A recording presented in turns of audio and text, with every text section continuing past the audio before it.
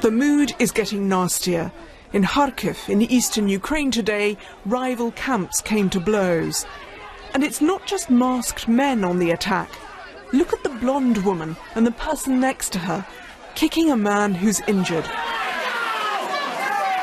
So the question is, as the unrest escalates, who or what is driving it?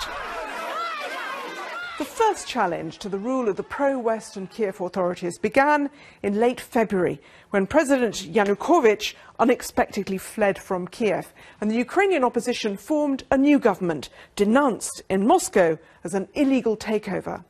At that point, in eastern Ukraine, unrest among Russian loyalists didn't amount to much. Instead, it was in Crimea that masked uniformed men seized government buildings, allowing local separatists to claim power and stage a referendum on Crimea's future.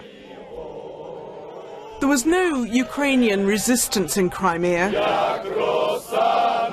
beyond singing the national anthem, in the hope of avoiding a Russian crackdown. Instead, it led to President Putin annexing the territory.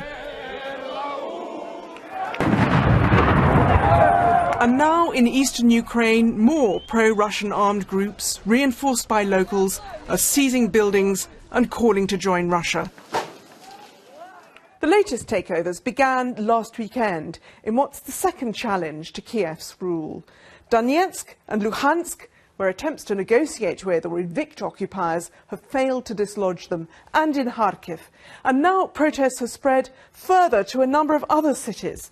It looks like the crisis is escalating out of control. It's professional, it's coordinated, there's nothing grassroots seeming about it. The forces are doing in each of the 6 or 7 cities that they've been active in exactly the same thing. So certainly it bears the telltale signs of Moscow's involvement. The West blames Russia for the protests, but in this topsy-turvy world, Russia blames Kiev, condemning any plans to use force as criminal. Two views of the crisis, dangerously far apart. Bridget, Kendall, BBC News.